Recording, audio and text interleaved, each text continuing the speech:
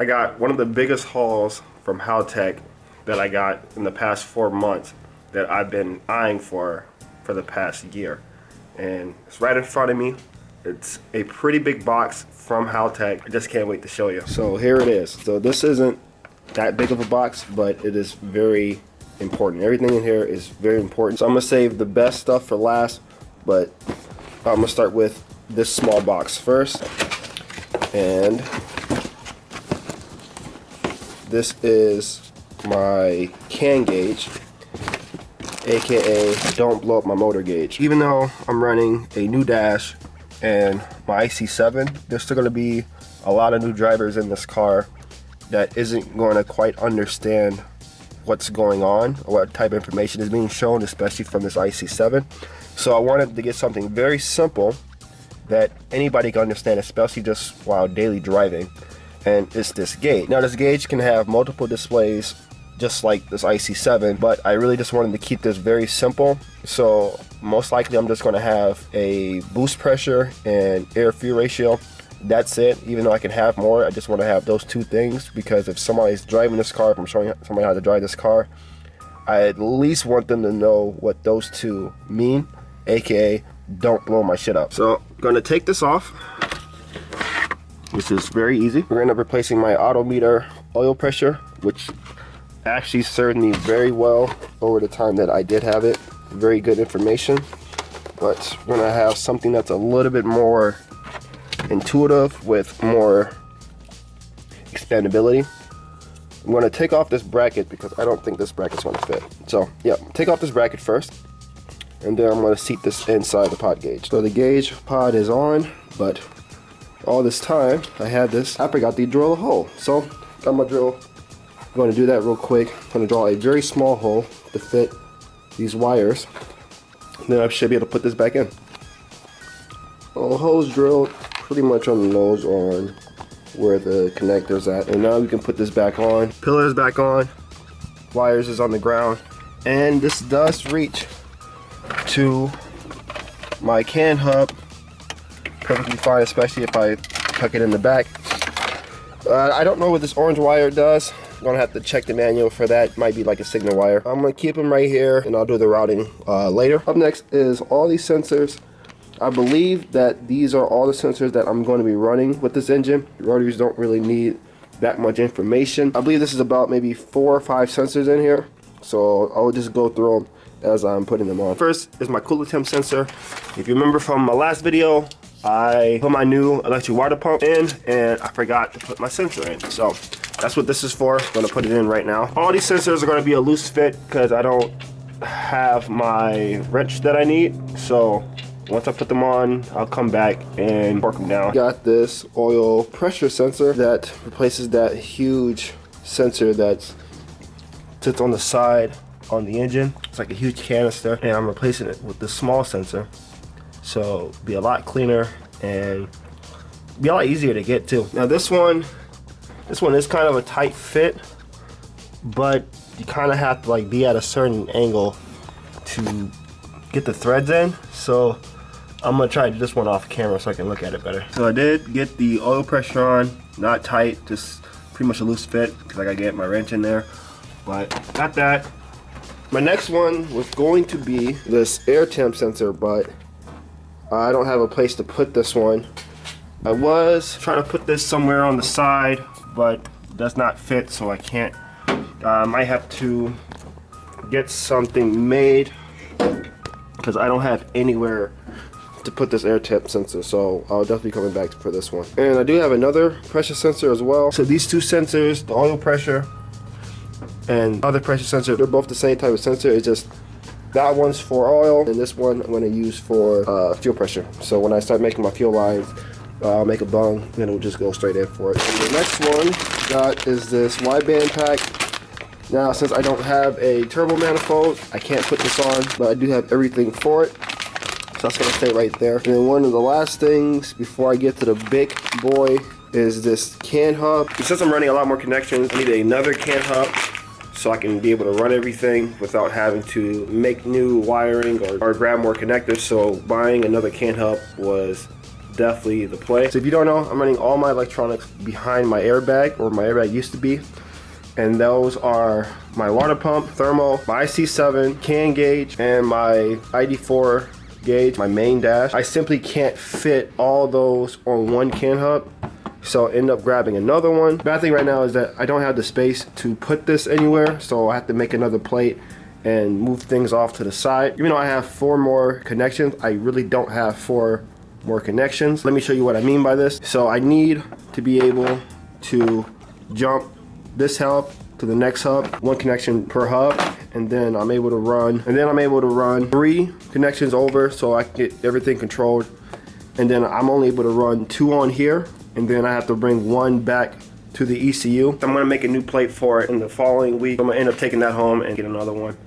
But now I get to show off the big enchilada, the biggest thing, the next best thing that will push this car up to like maybe like 80 to 90% almost ready to actually turn the key and start.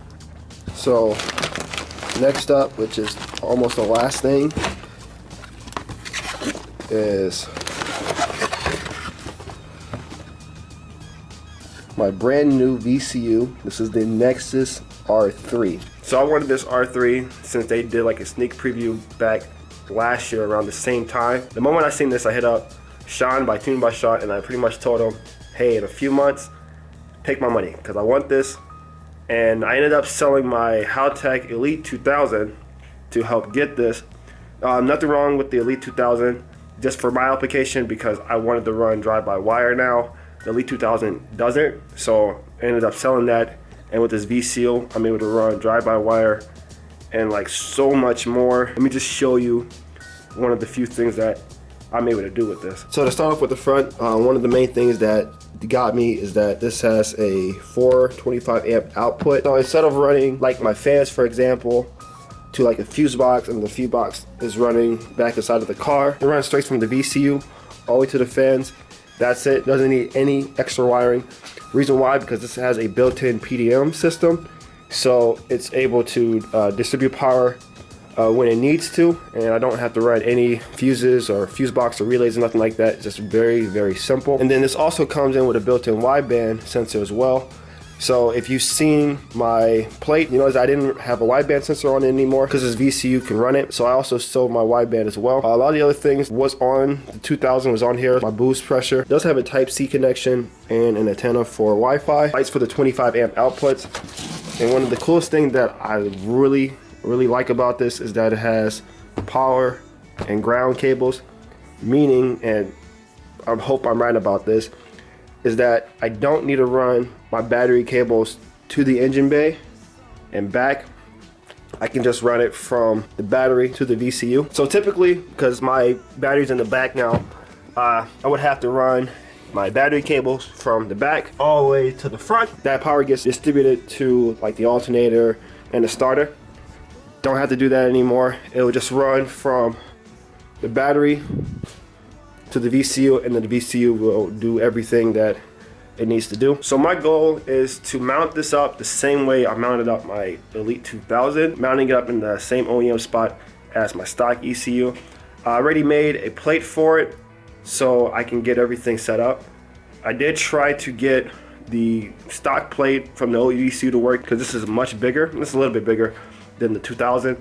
I can't run it. So as you can see, this is the holes that I drilled for the 2000, and just for an example, it just doesn't fit.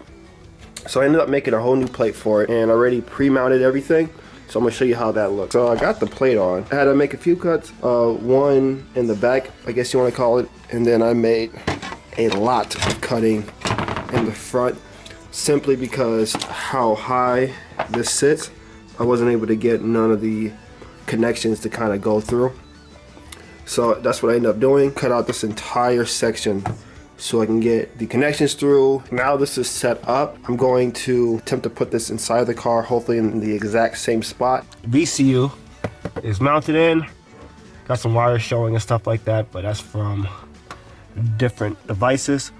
So I'm gonna put the battery terminals on. A good reference on how this will be once I put the kick panel back on So hopefully by doing that, I should be able to see if I am in the clear on making this a permanent mount for this.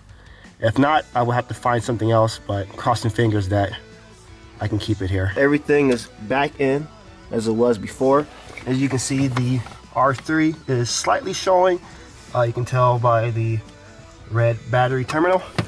And I'm going to be running the battery cables on the driver's side. I used to run them on the passenger side, but you're going to be running the driver's side now. And they're going to go all the way to the back to the battery. Last thing I have is inside this bag, this entire wiring harness that goes into Nexus R3. There's a lot of wires in here that I will not need, so I'm going to take this apart and pretty much start taking out some of the wires. I'm not going to cut them out, I'm just going to pull them back to where I can get to the ends of these connectors. I'm not going to be doing any wiring today because this is going to take a while and I don't have the connectors I need, but I am just going to go over them and just see what I don't need, because I know for a fact that I do not need all of these wires.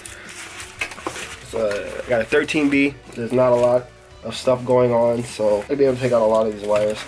So it comes with this pretty cool manual. Let me see which wires do what and then start taking them out. First one I just say I don't need is this knock sensor. I'm gonna take out these first two, which is the 1 and 2 knock sensor. So I already got some wires taken out of the harness already. This is about 6 to 8 wires that's been taken out. I am gonna get this all done. Possibly today was just trying to figure out which wires are which. I know for some 2 knock sensors I have ground wires.